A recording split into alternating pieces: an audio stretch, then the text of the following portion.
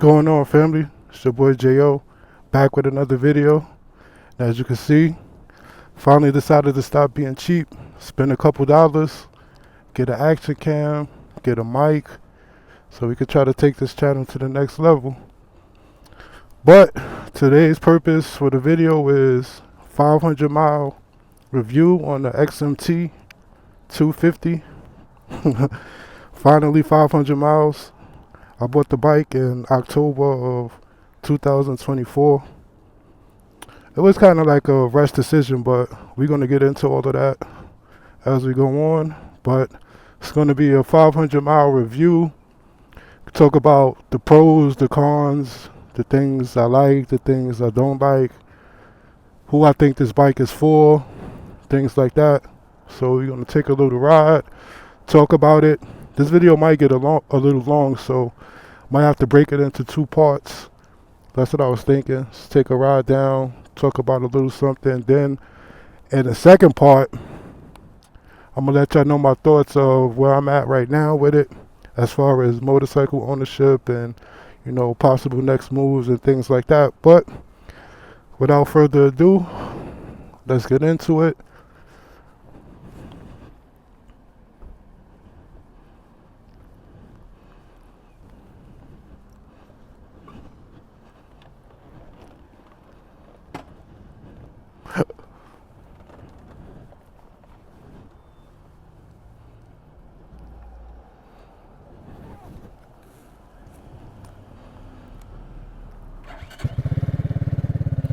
Alright, y'all, here we go. See how we're gonna get out of here.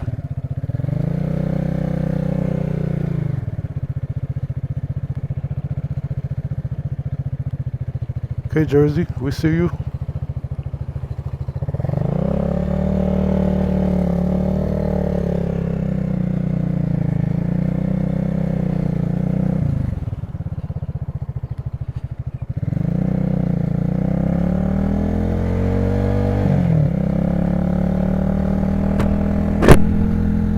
Alright, so 500-mile review on the XMT 250.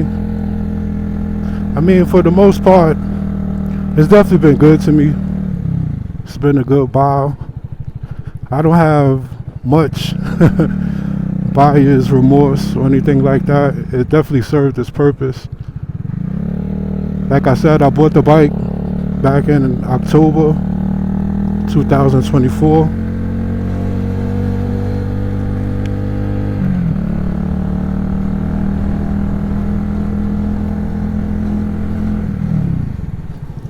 Yeah, October 2024, and I got my license in June of that same year. So I was hype. I was like, yo, I want to ride. The year is almost over. It's going to start getting cold.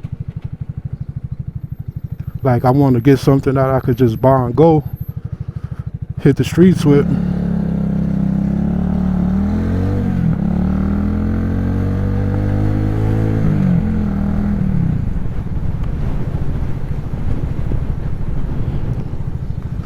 Initially, I was thinking Honda Grom. That's what I took my MSF course on in the past. So that seemed like, yo, the next logical move. I wasn't too confident in my skills yet.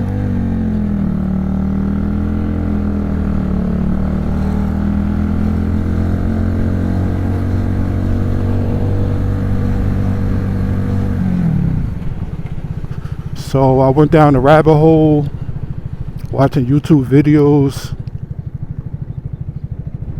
till I went to actually price the thing, like for new ones, and then on Facebook Marketplace, and the prices was, oh my God. I live in the New York City area, so even for used ones, they were talking like 4,000, and not even for the newest ones, like older ones. So I'm like, that's kind of a lot for such a small motorcycle. I'm kind of a big guy, you know, 5'11", 6 feet on a good day. So something that small and $4,000, I was like, I don't know if I could do that. So, was looking, talking to people. Oh, sorry.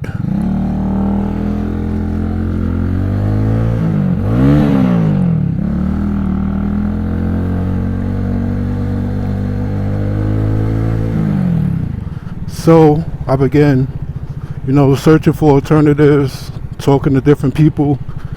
Of course, everybody telling me the usual suspects. Oh, just get a Ninja 400, Ninja 500 used, something like that. Anything else is going to be a waste of money. You're going to regret it, blah, blah, blah. So I was like, I hear you. But then I came across this XMT and I was like, whoa, the price is right. $2,500 for a new bike. I love the look of it. They had color options, like everything seemed like a go. So I started to, show the bike to my buddies who ride. And they was like, nah, man, that's not what you want to do. It's going to be a waste of money. You're going to have buyer's remorse. Just start with like a 600 because of your size. So I was like, all right. But long story short, ended up just buying this. And, I was happy. I just had, got my license. Now I got a bike. And it was like October, so I was trying to get out there and ride before it got cold. So I guess I was still like in the honeymoon phase, like just happy to be out there riding or whatever. So then this year comes around and I started to ride it more. And I wanted to do more things with it.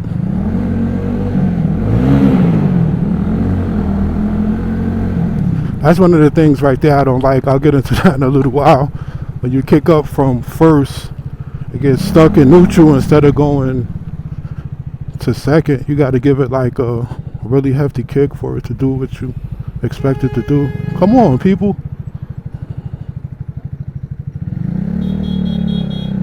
Good old New York City.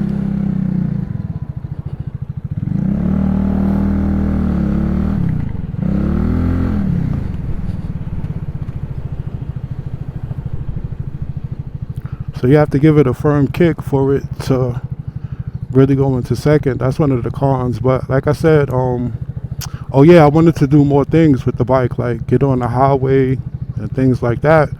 So I talked to my friends about it and they was like, I don't know, what's the top speed of the bike?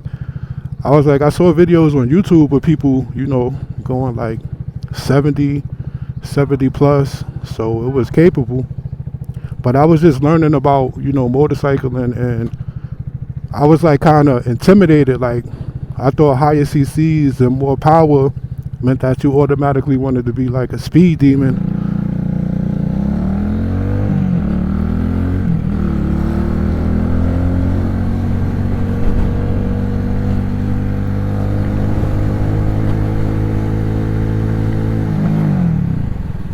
And that's not what I was really looking for. So I was like, I'm not trying to go 100 miles per hour. Like, but I didn't know like power meant actually something else, like torque and acceleration and things like that. Things that you actually need for the highway. So I was a little bit naive until I finally realized like what it takes to get this bike up to speed.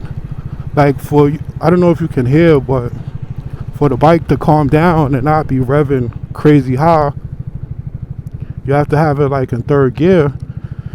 So you gotta see how I'm stopped at the light in neutral. So the light turns green, you got it first gear, then second, third gear, and then you see New York City is a lot of stop and go traffic. So it's like I feel like I'm constantly flicking through gears, like up, up, up, down, down, down. And it's just like, I don't know, it becomes redundant and a little boring. I mean, I'm thankful because on one hand, it's good. It taught me, when to shift and how to shift and things like that. But it does get a little annoying because, speaking to my friends who got more powerful bikes, look, second, third, 5,000 RPMs.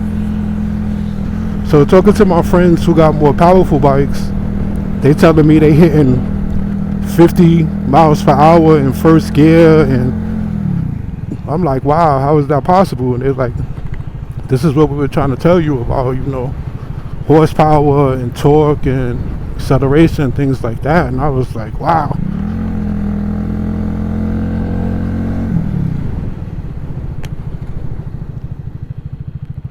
So then I had the idea, like, all right, You know, I'm still not trying to, you know, kill myself on a motorcycle. Still wasn't interested in like a 600 or anything like that. Seemed like overkill. So I started looking at Ninja 400s, 500s, seeing if they were capable to get on the highway. And I was like, oh, cool. They able to get on the highway, stuff like that. So then, you know, spoke to my friends again. And they're like, bro, the money you're going to spend on one of those, you might as well just step it up. Like at least a 600. I'm telling you, get a 600. Then I got my one boy. He rides a Harley 1800cc. He was telling me like, bro, just get a 1000. Like you skip the buyer's remorse. Jump straight to a 1000. I was like, bro, you bugging. There ain't no way I'm getting a 1000. I'm about to just rock out on the Ninja 400. And that's gonna be that. But then I started to price them. Like used ones, you know, it was reasonably priced for, especially the older models, not the new ones. But then I started thinking like, if I spend that money on a 400 and then hit like the power ceiling and be bored of the power again, I'm gonna be back in square one. And now, you know, I'm either gonna have a bike note to finance, or I'm gonna be out of pocket like a couple stacks, the money that I used to buy it outright. So I was like, all right, I'll just wait and see. I just rock out on this 250. So, you know, that's pretty much where we at right now. It has its, you know, strengths and its weaknesses. Like, I'm trying to be respectful now, but if I wanted to, I could cut in front of all these cars at the light. You know, it's pretty fast off the line, like decently fast. Like, it definitely won't kill you coming off the line. Like, you could yank this throttle. I'll try to show you right now, give you a little example. Because this throttle, for some reason, has like a lot of play. You see how I'm turning it? And it's not even going. So you have to start it here and then give it a twist for it to actually accelerate. But even with that, like, it won't, you know, make you do a wheelie or a backflip or anything like that. You won't kill yourself. So at most lights,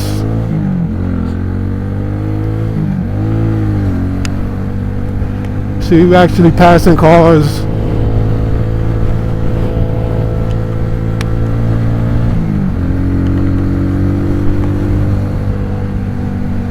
At most lights, you could beat cars off the line. So, you know, for city purposes, it's good for things like that. You know, getting through traffic and rush hour, you could, you know, lane split. Even though this is New York City, it's not legal, but I do it. You know, it's not much traffic today because it's Sunday in the afternoon. But, you know, as the channel goes on, I'm going to try to get out here in rush hour and show you what it's like to, you know, look, right now, I'm going to jump in front of these guys and beat them off the line. So for, you know, regular city riding is actually pretty good. And 250, you know, the 250 on this XMT is actually more than what you get on a Honda Grom. And people love their Groms. They swear by them. Like, people use them as first bikes, second bikes, stuff like that. And even in other parts of the country, like India, stuff like that, people ride lesser CC bikes. Look, see, beat these guys off the line.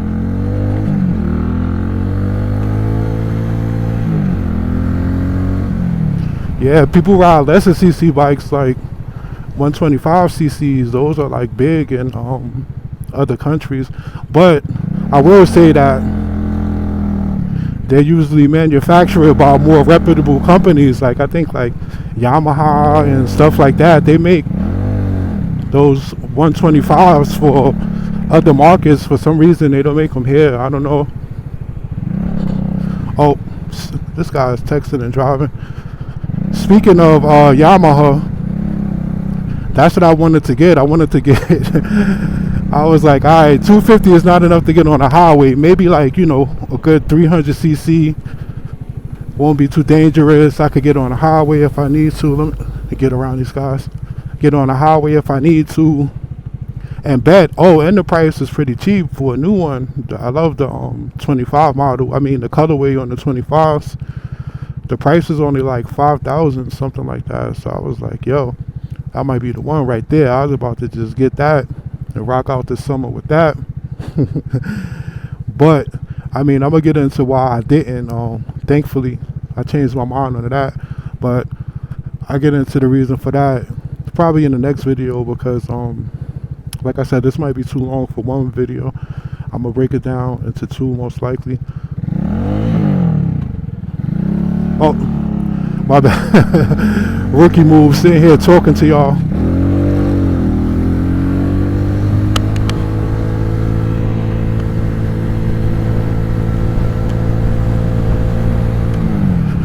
See, I mean, you know, this is actually pretty cool. Going 35, 40. Mind you, this is New York City, and streets like this, the speed limit is 25. And now they got these speed cameras everywhere. I think I should be pretty familiar with those all, but you know, you pass one of those things going too fast and it takes a picture of your plate and gives you a ticket. So again, like I said, for city riding, this, you know, it's capable. But that's not to say that a higher CC bike won't be more capable, you know, especially naked bike, just having like that extra torque and stuff like that off the line. I think that would be pretty helpful too. But we here with the 250, we talking about the 250. So that's like the good stuff. The bad stuff is, you know, reliability. It's a Chinese bike. I mean, I haven't had any problems with it so far. I had it less than a year.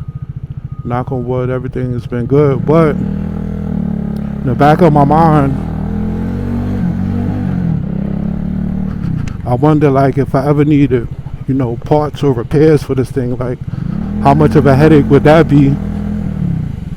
And if it's even worth it to, you know, actually repair it. So that's something I think about.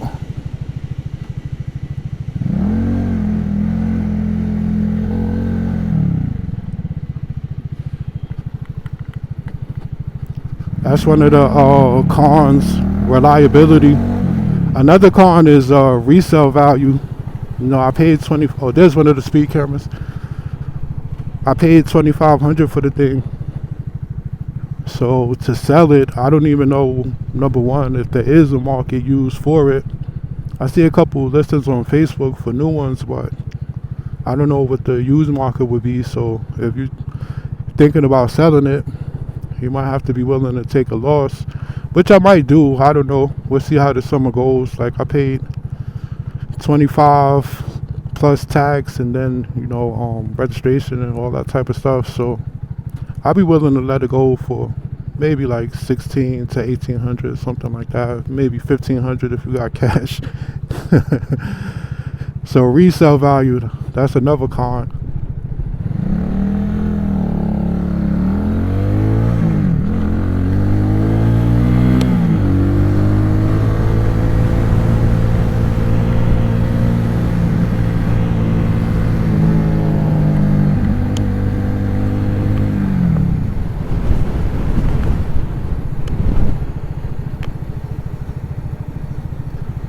Another con would be because in order for them to get it down to the cheap sticker price, you know, sacrifices had to be made in terms of parts.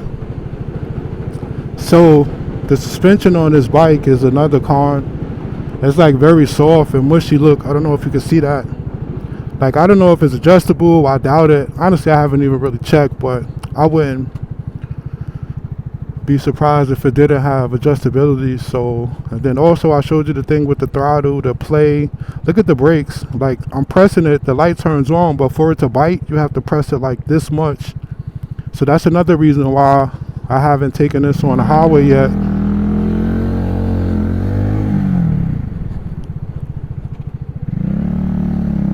because the braking I don't feel confident in, like in local streets like this, doing regular street speeds.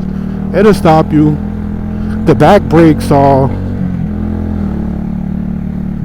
pretty sensitive, I think. Like if you step on them too hard, and it doesn't have ABS either.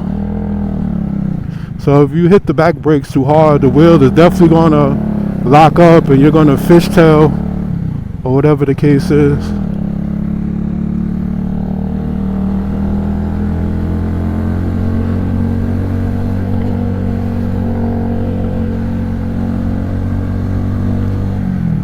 And the front brakes, I think, look, all right, slowing down, engine braking. The engine braking is pretty good. Look, press in. You have to press it like this much for it to really slow down. And this is at like regular city speeds. So imagine being on a highway at highway speeds and having to rely on these brakes while going 50 miles per hour, at least 60, 70. Like, I think that's a recipe for disaster. So the brakes, even the clutch, like it's a light pulling clutch, I'll give it that. I can't really describe it, but you have to see. It's like when you let the clutch out, it's like really mushy, and look at the lever, it's like a lot of play in it. So like I said, parts, that's another the parts they use to make the bike is another con for me.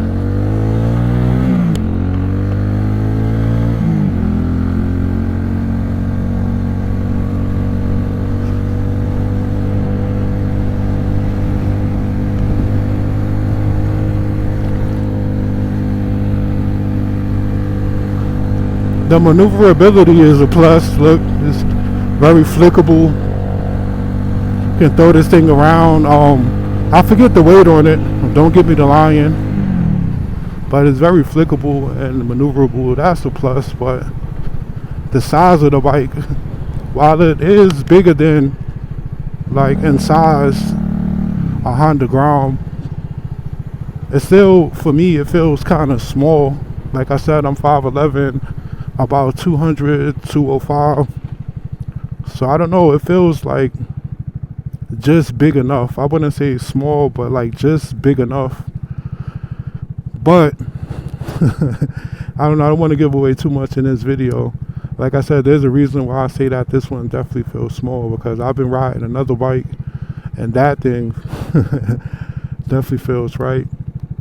I think I'm going on down here. We downtown Manhattan, y'all. They got some university over here. I want to say Columbia, but don't give me the lying. Oh, like graduation day.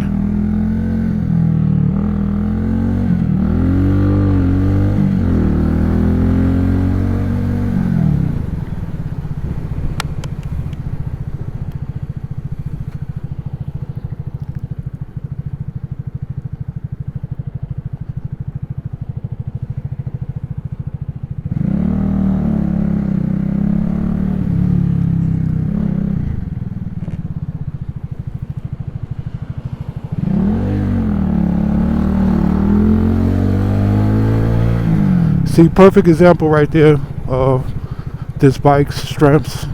Just showcase for you the maneuverability in traffic. Oh, I think that was our turn right there. Went too far down. I have to bust a U-turn.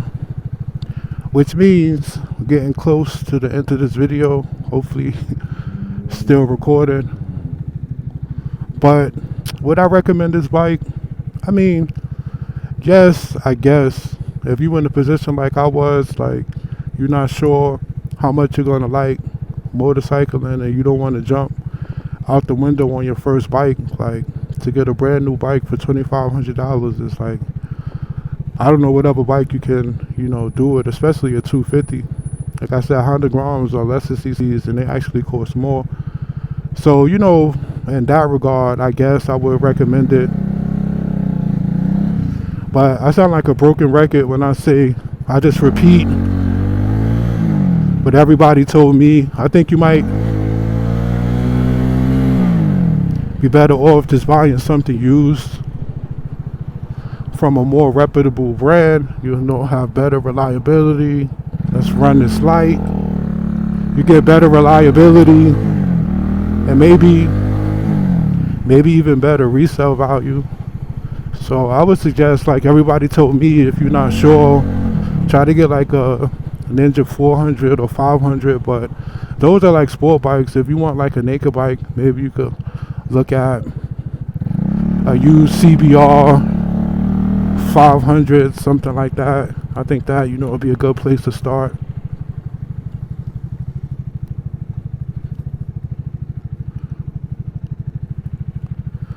Alright, we pull over, wrap this video up.